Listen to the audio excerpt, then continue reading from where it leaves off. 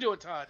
I am doing all right. I'm doing good. Yeah, that's it. We're up. We're streaming. We're all working. We're It's streaming. Our faces are it's on got me. camera, and we can start this over. This is our uh, take two for today's episode. oh We got man, we got about 5 minutes into the you last know what? one. I think I'm gonna leave the beginning in on the recording so people can see that we have fun with it. You're okay with it. Yeah, no, no reason not to peel behind the curtain on us. Yeah. I mean, other than you might not like what you see. I mean, in that case, you can go ahead and listen over on Spotify, and you don't have to see our faces or the slideshow. You can just listen to us talking. So, And we do have a special slideshow up today. We've got the No King slides, a yes, handful of photos I took from the protest I was at on Saturday, and then a bunch of stuff Todd and I found on the internet. yes, Large crowds, cool signs, anything that made us laugh or impressed us. yes, That's what you're seeing exactly. right now if you're watching on YouTube. Yep. And we're both on camera again this week, and I was trying to figure out because I know that we had issues with Google Meet before, and I was trying to see if I could figure out how to get things to work better over on Messenger, but it didn't want to work. So I was like, fuck it, we'll just go ahead and use Google Meet. It sounds better anyhow. I It was does. I It was more does. concerned with the visuals of it. I was, and it wasn't wanting to work with the sounds and everything, and I wanted everything to work perfectly, and we got all that working, and then uh, it wasn't picking up the sound of Doug, and you were listening to my responses to everything Doug was saying, and you couldn't hear Doug at all. Which So you could use that for some fun improv practice at home. Just take Todd's responses and fill in your own statements and fill in questions. fill in the blank. Yeah, it's like Mad it's Libs, like it's like ADHP Mad Libs. Mad Libs are like Cards Against Humanity. Yeah, oh, love that So, game. as I was saying, I was at the No Kings protest in my local community out here in Port Orchard, Washington. Had Yay. a bigger turnout than the hands-off protests, no doubt about it. There was even two separate events that were in close proximity to each other, and I went back to the same place I went for last month, and I was back even. I was at the tail end of it again, but I was pushed back another block further than I was last time. Oh wow. So we were, we definitely had more people show up this month than we did last month. And looking around the country, all reports suggest that we far out exceeded what we did last year or last month rather at the no hands or the hands off protest. No hands, kings off. I don't know. I'm getting all confused. No, Uh, King. Oh, there it is. I was like, "Where's my off phone?" with the king's hands. That's what it is. Yeah.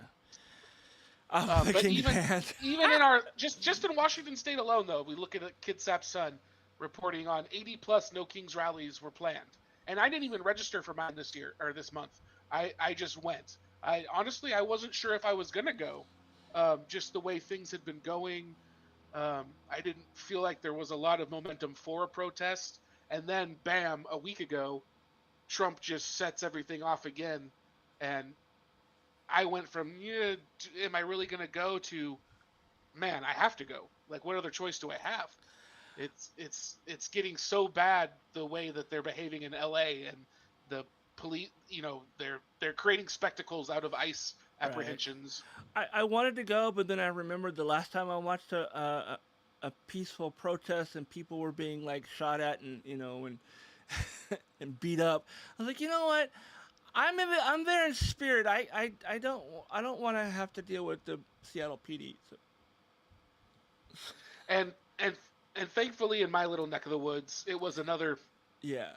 another peaceful protest. I I mean, mean, it if, really if was. I would have gone out to Port Orchard, I probably would have been okay. But coming to Seattle for any kind of protest of any kind, I mean, as far back as like was it the WTO riots that happened? Right. Yeah. I had friends who were down there, and they said that they were shooting like tear gas into the crowd, and people who weren't even part of the protest. They were just people commuting, walking to the next bus stop, you know. And apparently, tear gassing. We'll get to it in a little bit, but apparently, tear gas did get used in Seattle this weekend. Oh, I have no But if doubt. it's anything like with LA, it's literally the police are starting it in order to Mm-hmm. create a situation. I mean, Jacob Soboroff was on MSNBC this weekend at the LA demonstration, and he was literally, in the group of protesters interviewing people when the police moved their horses in and started moving people's bodies with horses, and then just started shooting tear gas into the crowd. And he's like, he literally made a point of saying, "Hey, this was peaceful. There was nothing wrong going on here until the police just started shooting tear gas and moving in the horses. Like they're literally doing what they can to subvert the protest." Yeah. And but the real important thing with this protest this weekend is the numbers. We're kind of going to compare the numbers of protesters versus the numbers at Trump's little birthday parade. We were talking about that before we realized the technical issue. Yeah. We were talking I'm about really sorry about that, Doug. I don't even know. I mean, every time I do this setup, I have to do something different because it never stays the same. I can't sit there and just save the settings and it will be the same next week. It's never the same. I always have to do something to get it working. So.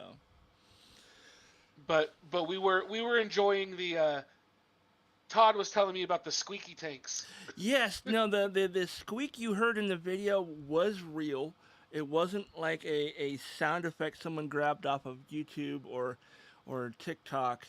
It was like legitimately. And the only tanks I saw were the Sherman tanks. I didn't see any other tanks, so I was thinking that the tanks we've been seeing for the past several weeks on the backs of trains were not going to Washington, D.C. They were saying they were going to Washington, D.C., but I didn't see any clips of the Abrams tanks.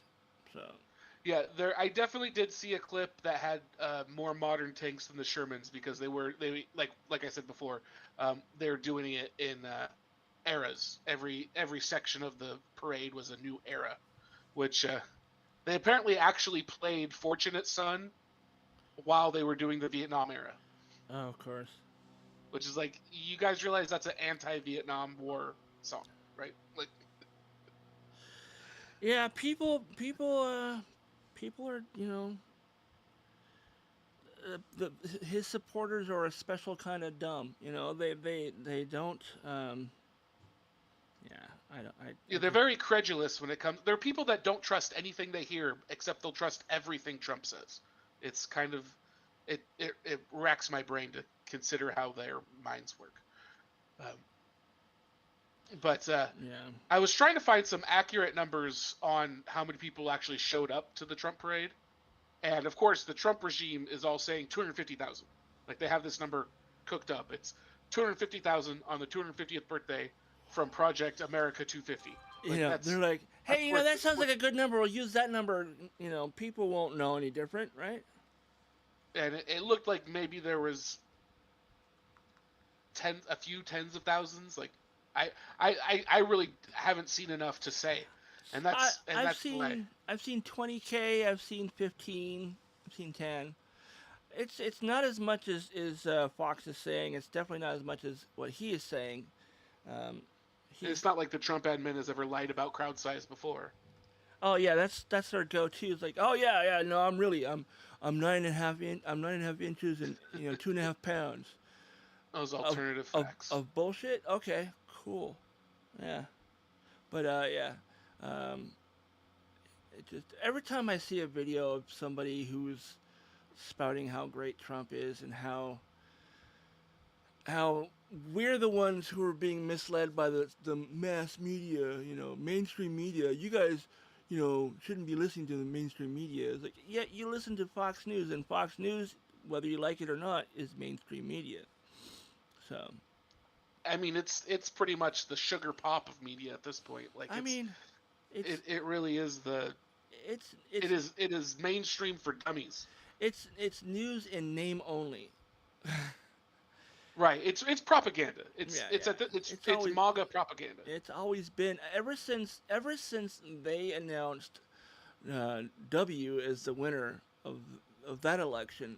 I've always considered them as misinformation. So. Oh yeah, I mean, they were really started back in 95, 96. Yeah, but they didn't really take a propaganda machine. They didn't really take off as a propaganda machine until Bush was in office.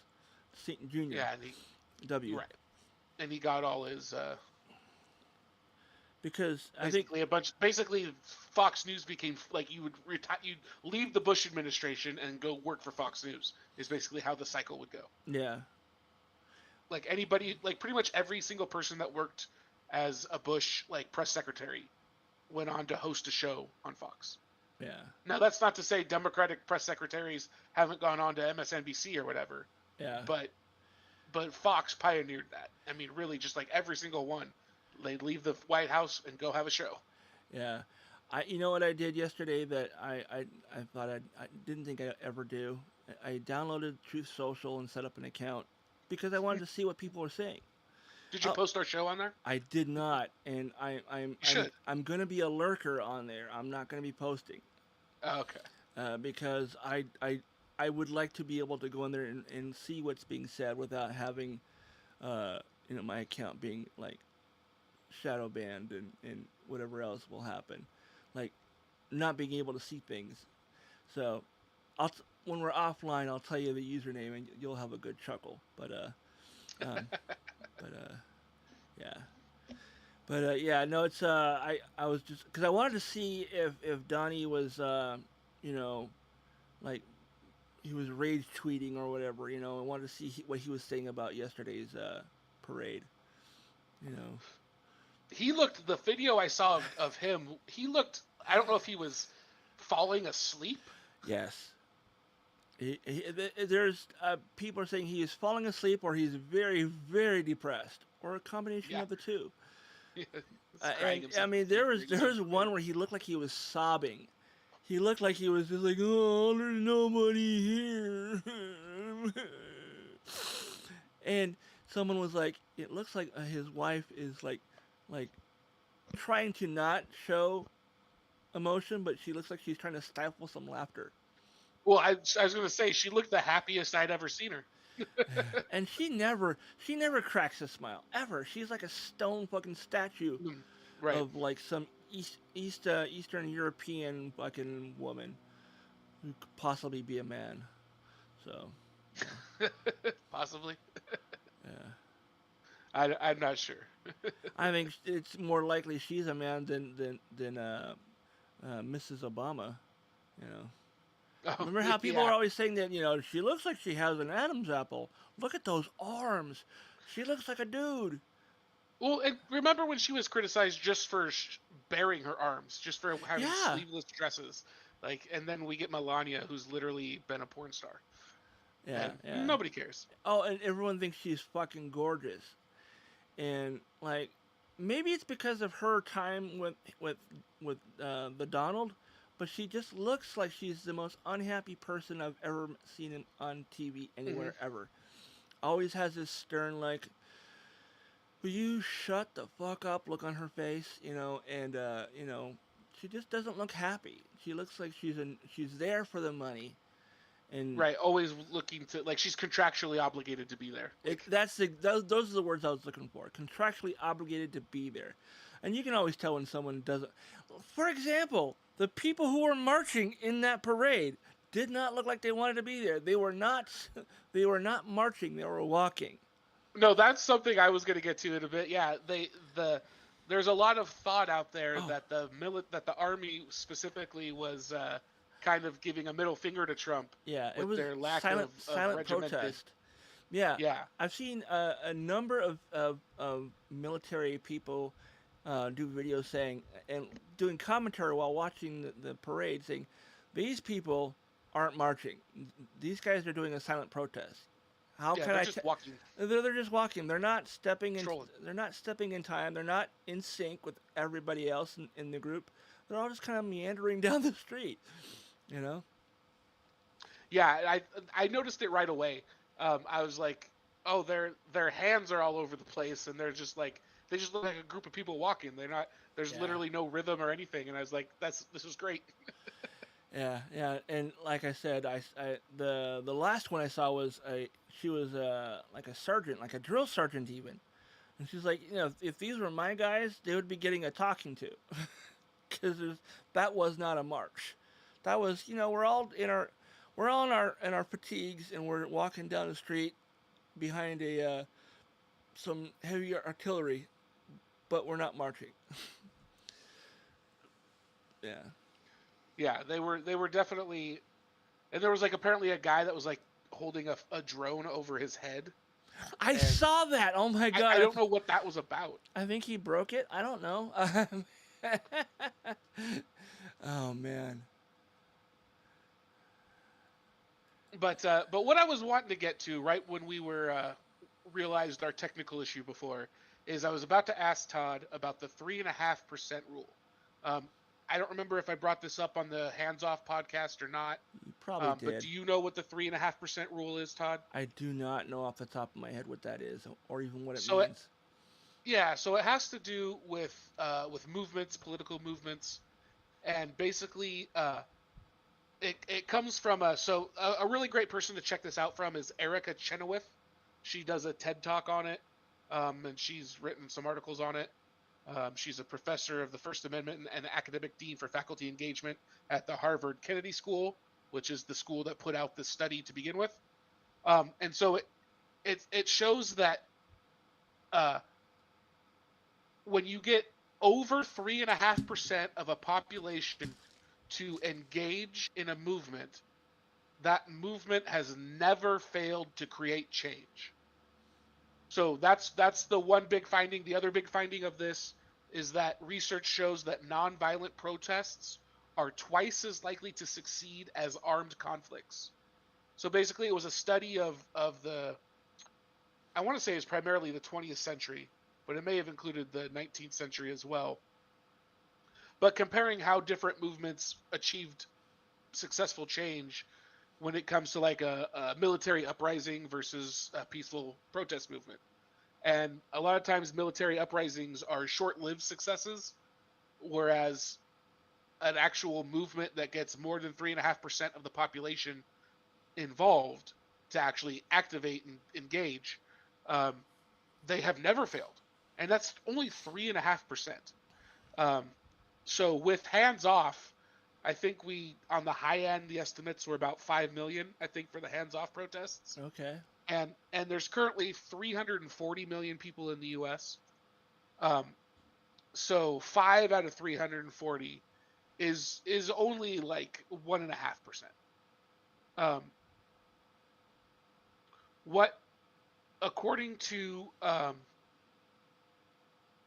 the alt, so a lot of the estimates right now from like the ACLU are also in the 5 million range. However, according to the Alt National Park Service, which you can dispute their numbers, but they reportedly have let me just read what they had for you. If I can pull them up on Facebook. Again, like we mentioned last week, if you aren't following the Alt National Park Service on your favorite social media platform, you better get on it because these are people Yeah. that are plugged in. Oh, I love it when you have something on Facebook and then Facebook decides it's time for you to just go back to the homepage and see the It's top of time your feed. to refresh what you're looking at. Yeah. This is why And when I you was even on their page. I wasn't even on my own feed. oh man. Well, what happens is, I mean, anytime you find something you want to come back to, always hit the save button, because otherwise it will just refresh and then take you to whatever's more current. So how the Alt National Park Service came up with their number was that they had over 140,000 coalition members attend events across the country, at least one at nearly every protest. Many traveled far and got to see some amazing small towns along the way. Local authorities provided crowd estimates, which were then reported back and compiled for the final count. So that's how Alt National Park Service is claiming they did it. They claim that they have over 140,000 coalition members at events, and that this is totaling crowd estimates from local authorities.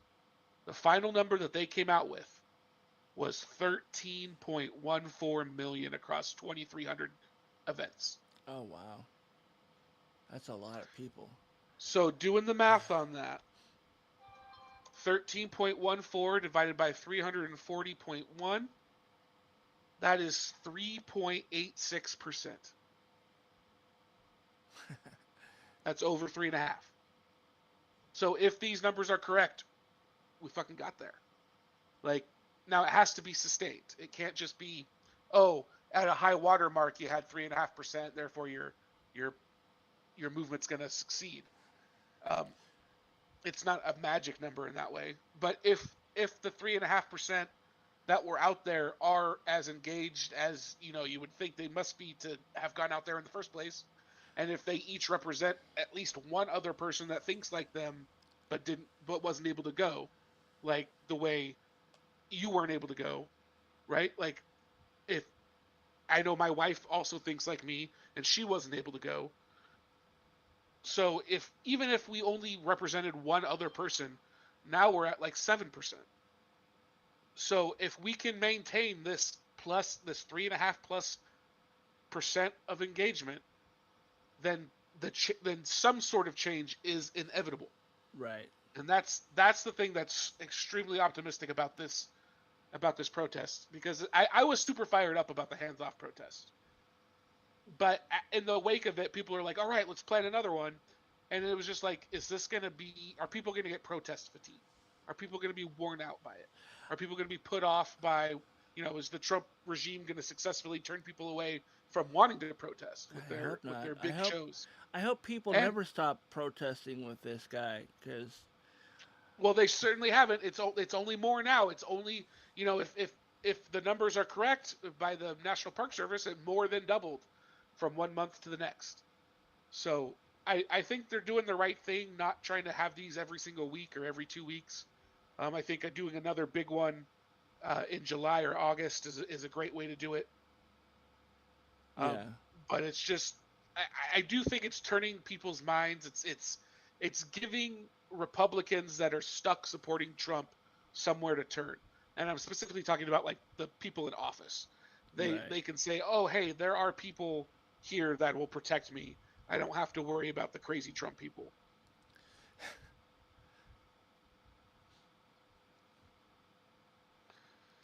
So we did it. We achieved the 3.5% on this protest. Can we keep it going?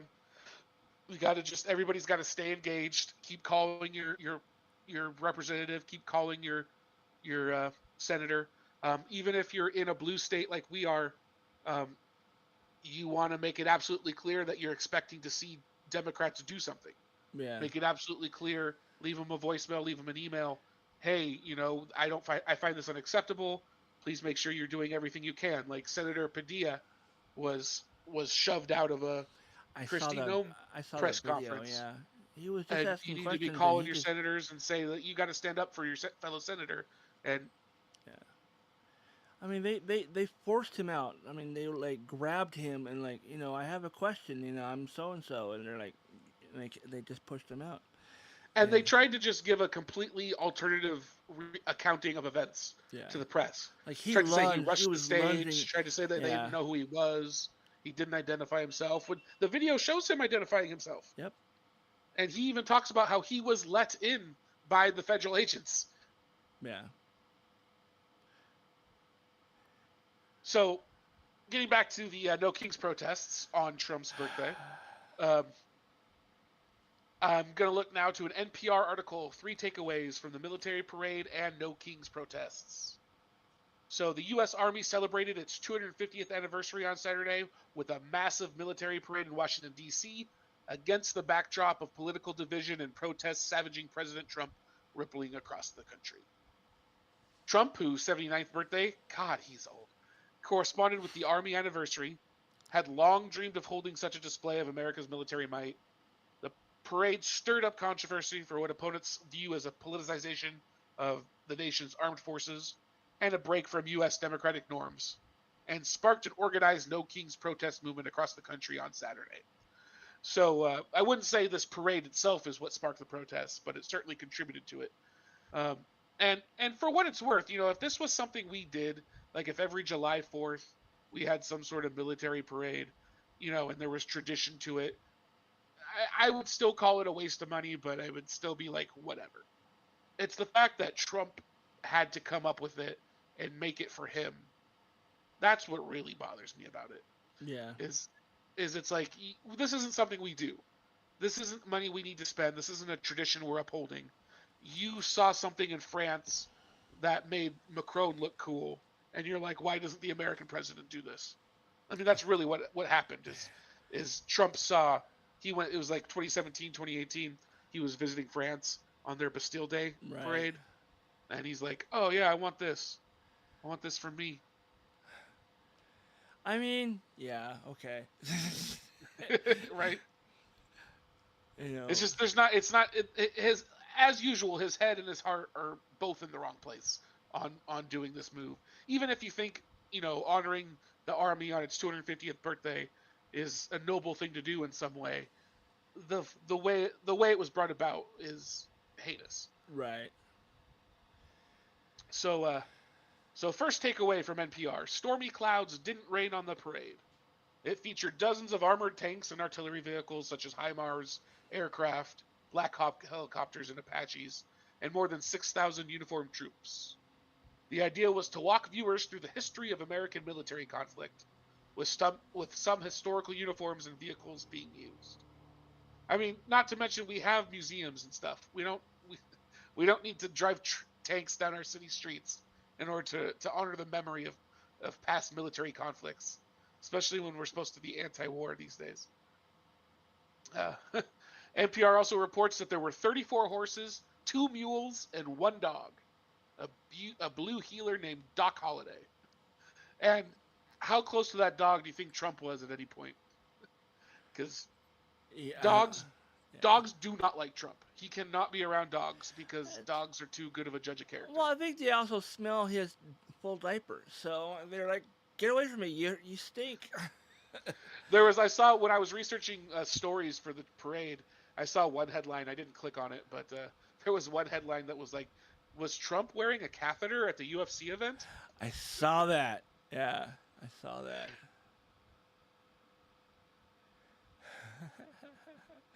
That's so funny. The second takeaway from NPR is that Trump got the thing he has wanted for years. And apparently, after Trump's speech at the parade, he was given a folded American flag, which is like usually what you give the next of kin when a soldier has died. Like Right. it's what you give the wife or the child when their husband or father has been killed in war, like, or or if they die at old age. You know, when my grandfather on the maternal side passed, um, my grandma received a flag. When other people that my dad served with passed, in their, from alcoholism or anything like that, like their son received a flag. Like it's not. It's supposed to be a solemn commemoration of, and again, it's always when someone has passed away. Like I don't know why they gave him a folded up flag, other than to say that he's killed America or something.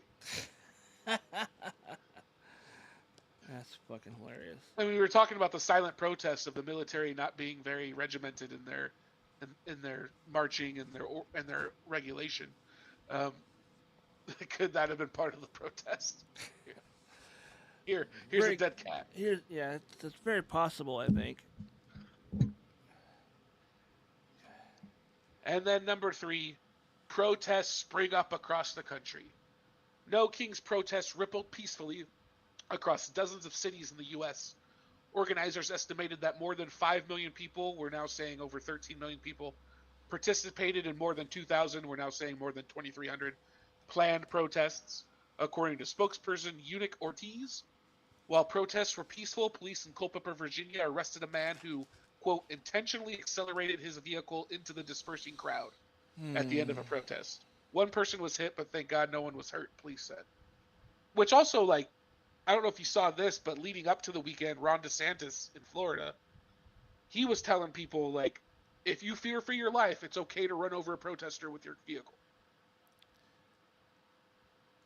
And it's like, okay, if you fear for your life, I guess so, but just putting that out there is just to give an excuse for people to do it. Right. To hit and then just claim you feared for your life. It's Uncle Jimbo on South Park. It's coming right for us. It's coming right for us. Yeah. They're coming right for us. And then it goes on to say tens of thousands marched peacefully in Philadelphia, where organizers were holding their main event. Philadelphia was chosen as the hub because there's an indelible link between Philadelphia and between the freedoms and the ideals that the country was founded upon, said Joel Payne, spokesperson for Move On, which is one of the dozens of groups behind No Kings. And of course, Philadelphia we talked about this last week. Philadelphia is where the Reminder Day pickets were held every year leading up to Stonewall prior to Pride. Philadelphia is where they did those. And so this is a very, very Pride centric way of holding a No Kings protest, is do it in June in Philadelphia.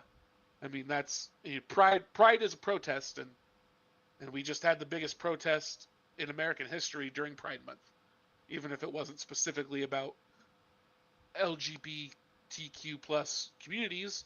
It, of course, in so many ways was. It was about anybody who's marginalized, about anybody who needs to be seen. And so that's kind of a cool thing about it, is to have done this in June and have the center of it be Philadelphia. It's very fitting. Yeah.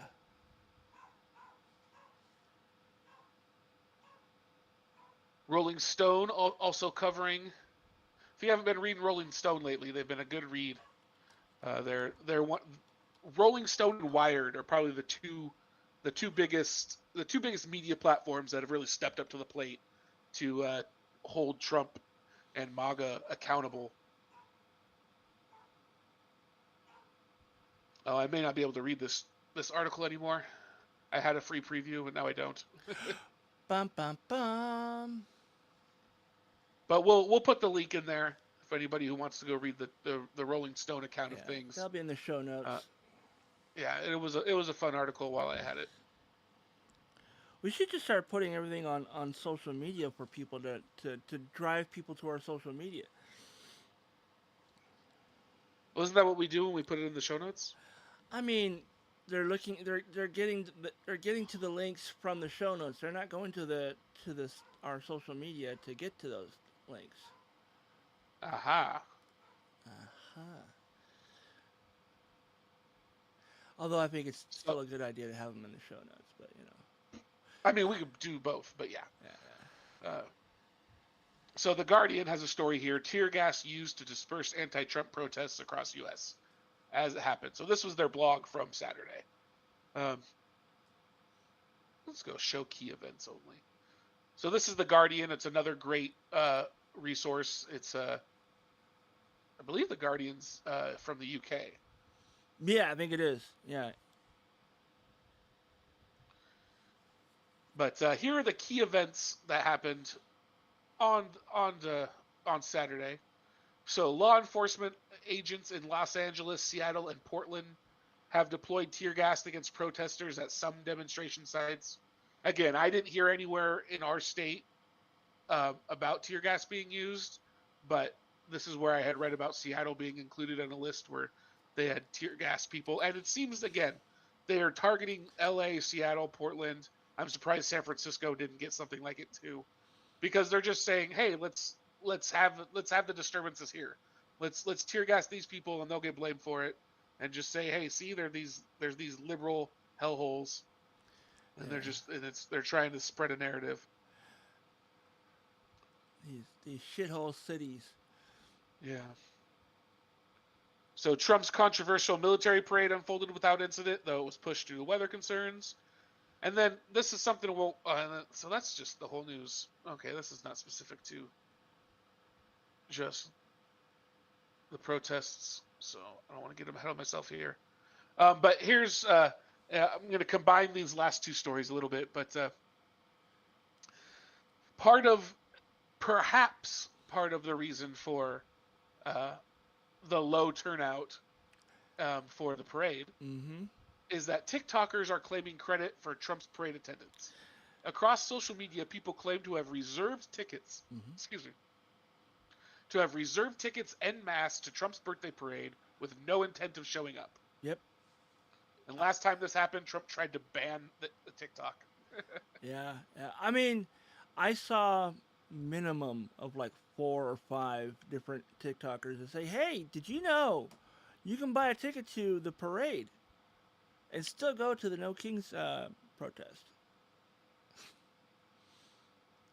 Yeah, it said in the middle of Donald Trump's birthday military parade on Saturday evening, an activist posted a video on the Meta platform, Threads, announcing that they had received more than 1 million views on a TikTok video advertising how to reserve tickets to the Trump parade event. I probably saw that The video. activists had no intention of attending the Trump rally, Mm-hmm. nor did many of the people that saw their video, but they were one of dozens of social media users across platforms who began circulating instructions in recent days for how to reserve tickets to the rally, even Yeah. if you had no intention of attending it.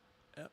So that's pretty great, and maybe that's why, maybe that had something to do with the story you added here, which is the Craigslist Craigslist ad for seat fillers. sharing. Yeah. This is great. A screenshot of an alleged Craigslist advertisement seeking seat fillers for an event in Washington, D.C. on June 14, 2025.